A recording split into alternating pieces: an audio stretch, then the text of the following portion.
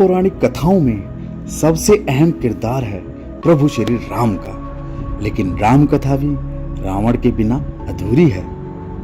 इसलिए आज हम आपको लेकर आए हैं नोएडा के एक ऐसे गांव में जिसको रावण की जन्मस्थली कहा जाता है। यहाँ रावण की पूजा भी होती है और यहाँ पर दशहरा भी नहीं मनाया जाता। अभी मैं आपको लेकर आया हूँ ऐसे मंदिर के अंदर, यहाँ पर होती है पूजा रावण की। आज हम यहाँ के लोगों की जुबानी सुनेंगे रावण की कहानी। हेलो दोस्तों, मैं हूं कमल कौशिक। तो दोस्तों, आज के व्लॉग में हम आपको लेकर आए हैं ग्रेटर नोएडा के एक ऐसे छोटे से गांव जिसको हम बिसर के नाम से जानते हैं।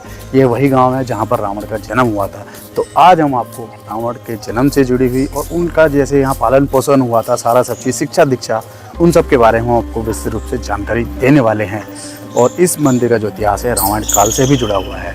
तो दोस्तों, जो लोग इस चैनल पे नए हैं, कृपया करके चैनल को सब्सक्राइब कीजिए, बेल आइकन का बटन प्रेस कीजिए और ज़्यादा से ज़्यादा शेयर कीजिए। तो दोस्तों, आइए हम आपको लेके चलते हैं मंदिर के अंदर। अभी मैं आपको लेकर आया हूँ ऐसे मंदिर के अंदर जहाँ पर भगवान राम की पूजा नहीं होती है, जहाँ पर होती है पूजा रावण की।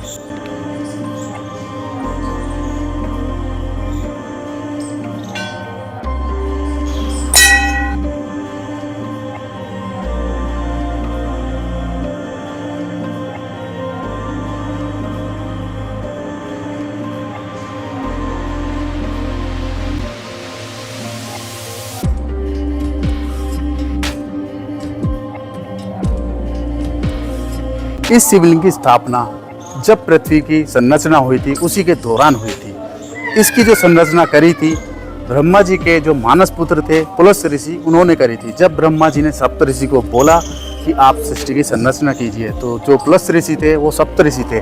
तब उन्होंने अपने पिताजी के कहने पर सृष्टि की रचना की और ब्रह्मा जी और पुलस्त्य ऋषि ने कठोर तपस्या के दौरान यहाँ पर शिवलिंग को प्रकट किया था। ये जो शिवलिंग है स्वयं प्रकट हुआ था।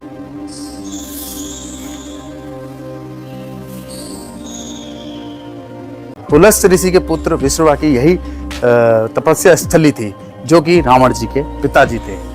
तो उन्होंने यहाँ पर कठोर तपस्या की थी, जिस तपस्या के कारण और उनको विश्व में माना जाता था। तो उनकी जो पहली पत्नी थी उनसे कुबेर का जन्म हुआ था और रावण जो थे उनकी दूसरी पत्नी केकसी से पैदा हुए थे।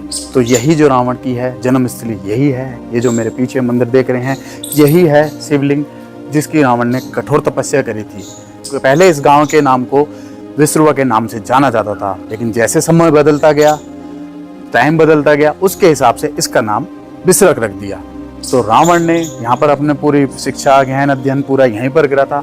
और रावण ने जो तपस्या करी थी, जो अपने शीश का दान इसी शिवलिंग के सामने शिव जी को तपस्या करने के दौरान दिया था।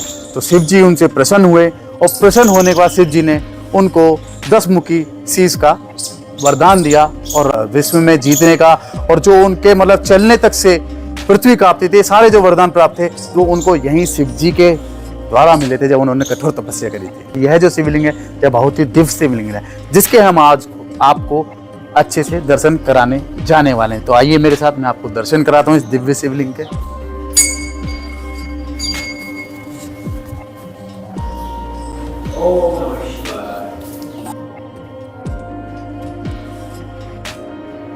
तो आइए देखिए मेरे साथ में, ये जो दिव्य शिवलिंग है ये जमीन से ही निकला हुआ शिवलिंग है। ये जो शिवलिंग देख रहे हैं आप, ये स्वयंभू प्रकट शिवलिंग है जो अपना प्रकट हुआ है, और ये जमीन में नीचे काफ़ी गहराई तक दबा हुआ है। इसकी कोई नीचे तक गहराई का कुछ अता पता नहीं है कितना है। तो देखिए आप दिव्य शिवलिंग को।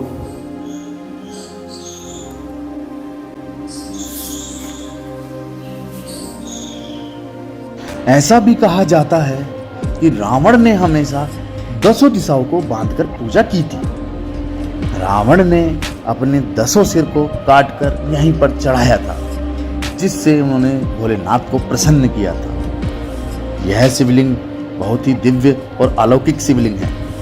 इस शिवलिंग में 8 कोण बने हुए हैं। रावण ने इसी शिवलिंग पर 10 दिशाओं को बांध के रखा हुआ था।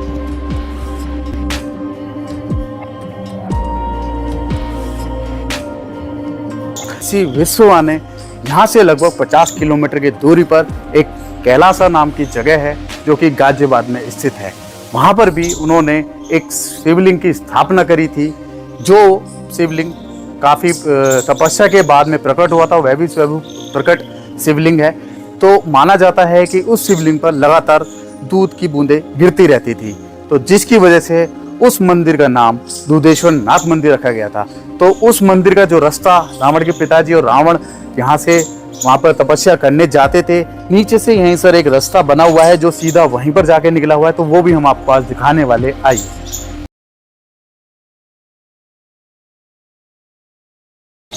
इधर मंदिर के बराबर में एक नीचे देखने यहाँ पर जो सुरंग बनी हुई है, कहते हैं इस सुरंग का रास्ता यहाँ से श्रीलंका भी जाता है। काफ़ी लोग ऐसा भी कहते हैं, लेकिन काफ़ी लोगों का मानना है कि यहाँ से जो ये सुरंग का रास्ता है, जो गाजियाबाद में दूधेश्वर नाथ मंदिर है, जहाँ पर रावण जी और उनके पिता ऋषि विश्रवा तपस्या करने जाया करते थे और शिवलिंग पर दूध चढ़ाने जाया करते थे। तो आइए देखो, मैंने टॉर्च जला ली है, अभी दिखाते हैं आप नीचे चल के क्या है इसमें, कैसे किस तरीके से। आइए, थोड़ा आराम से आइएगा, आराम से। नीचे काफी ये बंद कर दिया गया है, लगता है पक्का बना हुआ है। इधर आइए,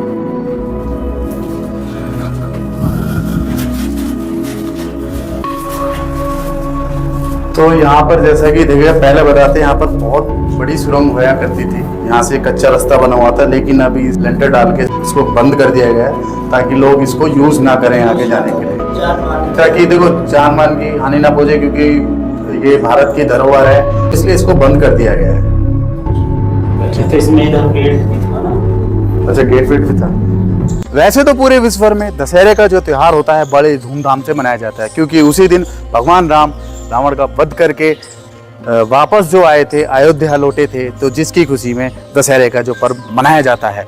लेकिन ये जो विसरक है, इस गांव में दशहरा नहीं मनाया जाता है, क्योंकि ये रावण की जन्मस्थली थी। उसने यहाँ पर बहुत घोर तपस्या करी थी और उन्होंने अपनी शिक्षा दीक्षा सब यहीं पर करी थी, और जिसकी वजह से पूरे गांव वाले दशहरा नहीं मनाते और यहाँ पर रावण की पूजा होती है।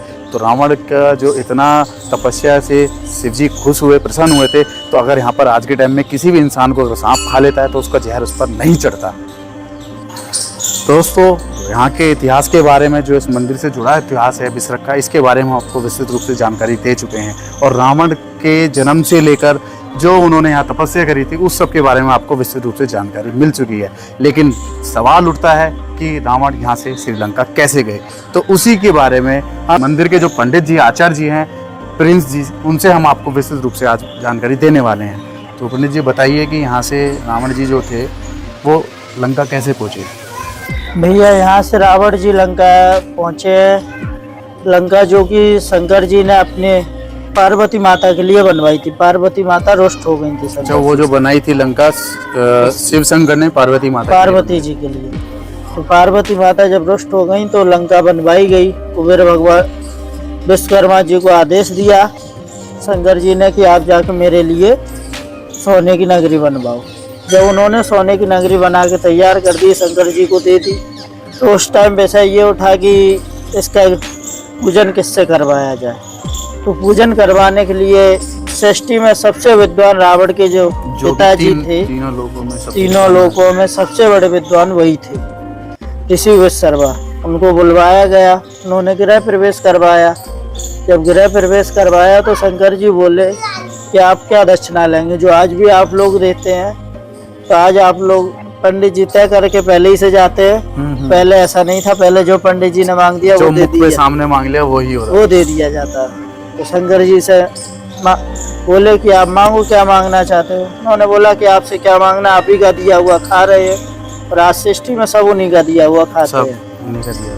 तो उन्होंने कहा कि आपसे कुछ नहीं मांगना प्रभु, सब आप ही की देन है। नहीं, आप मांगो, आपका कर्म है मांगना, आपका कर्तव्य बनता है। तो उन्होंने कहा कि जिस नगरी का पूजन कराया यही नगरी दे दो। लंका दान में मांग ली। उस टाइम उनके पास कुबेर भगवान उनके साथ थे, रावण की जो कि बड़े भाई है, जो उनकी जो पहली पत्नी थी ऋषि माल्यवती, उनसे पैदा हुए थे।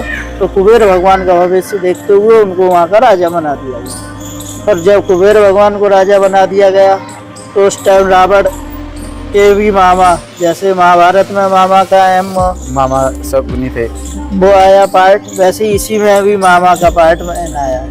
तो मामा लोगों की बुद्धि से रावण को भर दिया गया। रावण ने जाके कुबेर भगवान से युद्ध किया तो रावण ने विजय पा ली। उसके बाद में रावण लंका का राजा बन गया। पुष्पक विमान है, वो भी विमान उन्हीं से छीना था। कुबेर भगवान से छीना हुआ। इस प्रकार से वो लंका पहुंचे। तो दोस्तों, यहाँ के बारे में जितनी भी डिटेल थी, जानकारी थी, वो सारी हम अपने माध्यम से और पंडित जी हमारे प्रिंस, इनके माध्यम से आप लोगों तक पहुँचा चुके हैं। बात करते हैं बिसरख पहुँचने के बारे में। बिसरख तक पहुँचने के लिए आप हवाई मार्ग, रेल मार्ग तथा सड़क मार्ग से आसानी से पहुँच सकते हैं। सड़क मार्ग आप अपने निजी वाहन से भी बहुत आसानी से पहुँच सकते हैं। आप दिल्ली या किसी भी जगह से आसानी से ग्रेटर नोएडा पहुँच सकते हैं एंड ग्रेटर नोएडा से आप सीधे डायरेक्टली मंदिर पहुँच सकते हैं। मैं आपको डिस्क्रिप्शन में लिंक शेयर कर दूंगा और आपको लोकेशन भी शेयर कर दूंगा, जिसको आप ट्रैक करके यहाँ ईजिली पहुँच सकते हैं।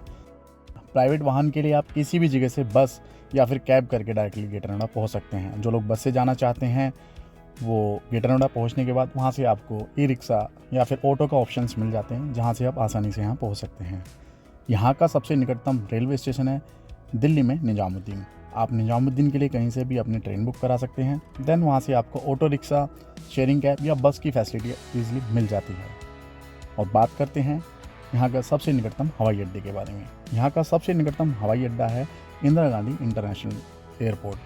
तो आप किसी भी जगह से फ़्लाइट ईजिली बुक कर सकते हैं अपनी, और वहाँ से आपको कैब और शेयरिंग के बहुत सारे ऑप्शंस मिल जाते हैं। तो आप इन माध्यम से बिसरख में जो रावण का मंदिर है वहाँ बहुत ही आसानी से पहुँच सकते हैं। यहाँ के बारे में मैं आपको दे चुका हूँ विस्तृत रूप से पूरी जानकारी। अगर यहाँ पर कोई कमी रह गई हो तो कमेंट में ज़रूर लिखिए। और दोस्तों, जो मेरी वीडियो को पहली बार देख रहे हैं, जो मेरे चैनल पर नए हैं, चैनल को सब्सक्राइब करना ना भूलें और ये जो बेल आइकन है इसको दबाना, जिससे मेरी आने वाली वीडियो की नोटिफिकेशन आपको आराम से मिल पाए। और दोस्तों, जल्दी ही मिलते हैं हम आपसे अपने नए व्लॉग के साथ में।